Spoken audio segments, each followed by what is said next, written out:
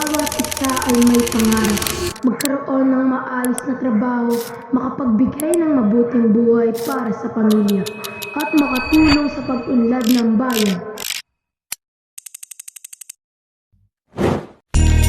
Ano nga ba ang decent work o maayos na trabaho?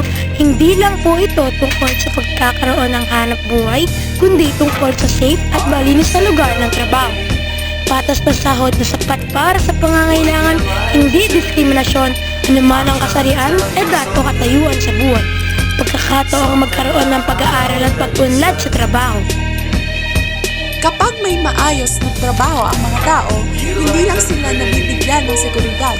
Nagkakaroon din sila ng pagpapahalaga sa sarili at lakas para ituloy ang kanilang mga pangarap.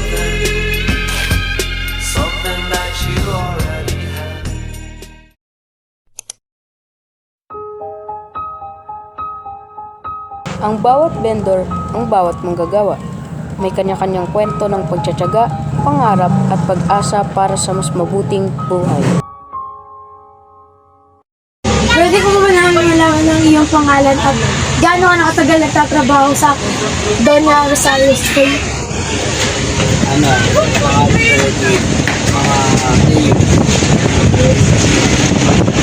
Bakit po ninyo pinili yung gantong hanap buhay?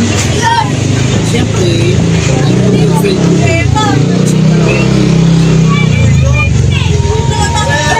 Ano mga karaniwang hapon or mga challenges sa kulong habang magaganda? mga bata kasawa, makakatay pa rin. Mga madali, kakasin lang, gusto agad, hindi na agad. Gusto rin na maayohan tayo. Sa tingin ko kaya, sapat po ba yung kinikita niyo wala? Hindi. Tamahal lang gasolina. Tamahal lang bilihin. Tamahal lang produkto. Tamahal ko kayo. Sa tingin mo kaya, ano may ipapayo mo sa ibang mga vendors? Ano lang, magbana lang sila. Yung mga goods nila, kailangan maayos. Mapatid nila alam. Para kayo matapit yung mga market. Kailangan.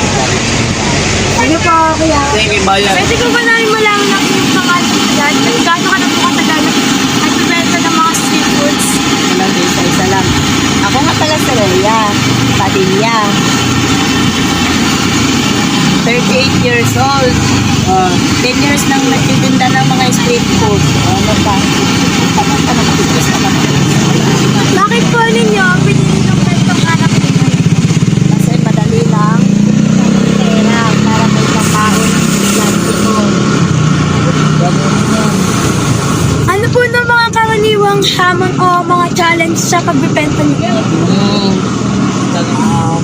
Para kayo mga problema.